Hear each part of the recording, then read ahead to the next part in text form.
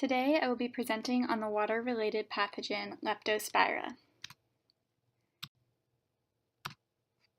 This video goes out to the wonderful pets in our lives who we live in very close proximity with, sometimes maybe too close proximity, who in fact might be putting us at risk of infection by this bacteria. And yes, that is a rat on my shoulder. Leptospira is gram-negative and is distinctive in its question mark shape and hooked ends shown in Figure 1.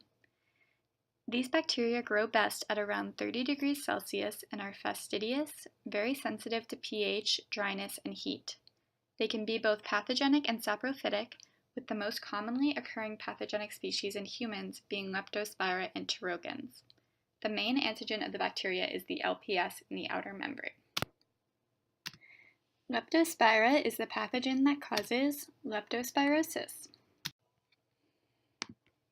As my photos of pets suggested, leptospirosis is a zoonosis, meaning that it is transmitted to humans from animals.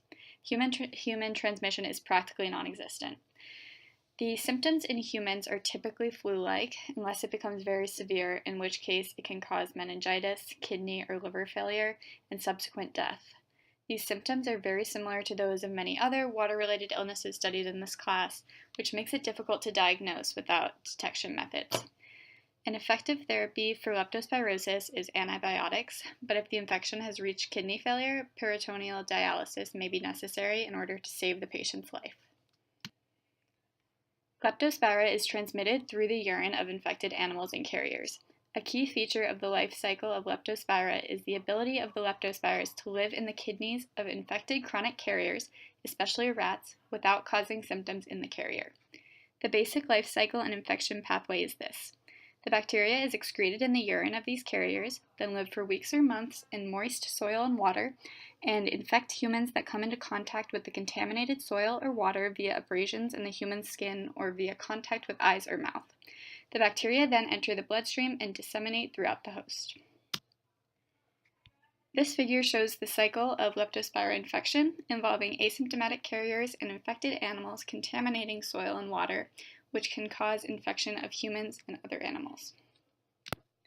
Annually, over 500,000 cases of Leptospira occur worldwide, with case fatality rate of over 10%, and many believe that this is actually an underestimation of cases due to historically lacking detection methods. It is estimated that 100 to 150 cases occur annually in the US, and about 50% of these are in Puerto Rico. So therefore, despite my beginning embarrassing photo montage suggesting that our pets could be a danger to us, it is still very rare, and please don't stop giving love to your pets. Cases of Leptospira occur predominantly in warm, humid, tropical regions. The incidence and distribution of cases is expected to increase with global warming, increasing frequency of natural disasters, and increasing international travel.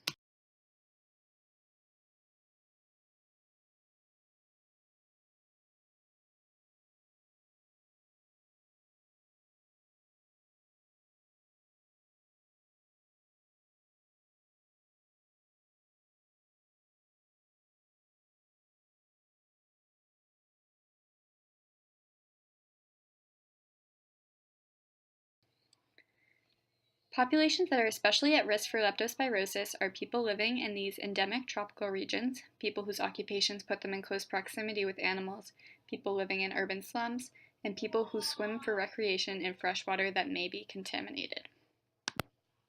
For example, in August of 2000, 42% of participants in a race in Malaysian Borneo who swam in Lake Sagama immediately after a heavy rainfall reported symptoms of leptospirosis days after the race. Now on to detection methods. The infectious dose of Leptospira for humans is not known, but scientists predict it to be low based on past recreation-related outbreaks.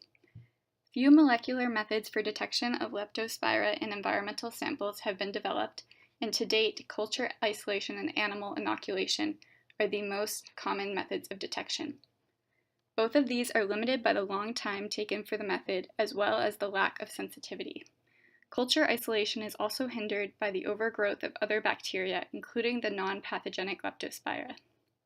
Real-time quantitative PCR developed for pathogenic Leptospira is specific, sensitive and quantitative, but does not differentiate for viability. The main treatment and control methods recommended for leptospirosis focus on avoiding contact with animal urine. There are some vaccinations for animals, but they are not yet widely effective, and there is no current human vaccination that is widely used. Rodent control and reduction is a major component of prevention, as rodents are the main chronic carriers of the bacteria. As developing countries continue to urbanize, rodent control will become very important in protecting against outbreaks in urban areas. Additionally, stored drinking water supplies should be protected from contamination by animals. I could not find any reports of CT values for disinfection of Leptospira, likely because most cases have occurred via physical contact with natural bodies of water, for which it is unfeasible to use conventional disinfection methods. However, it was noted that leptospires can be killed with household detergents and conventional water treatment.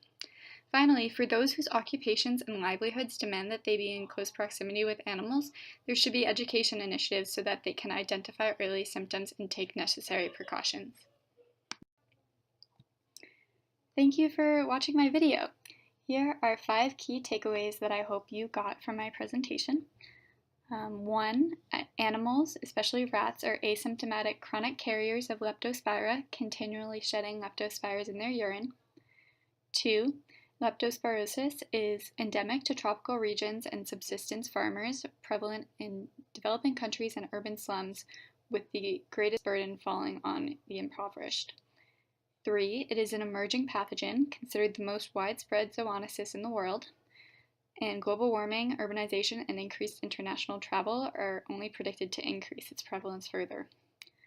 4. The recent development of real-time qPCR assays for Leptospira improved detection of the bacteria compared to culture isolation and animal inoculation techniques that were previously dominant.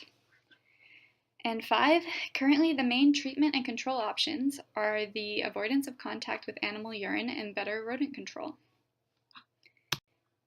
And here is my list of references. And thank you again for watching.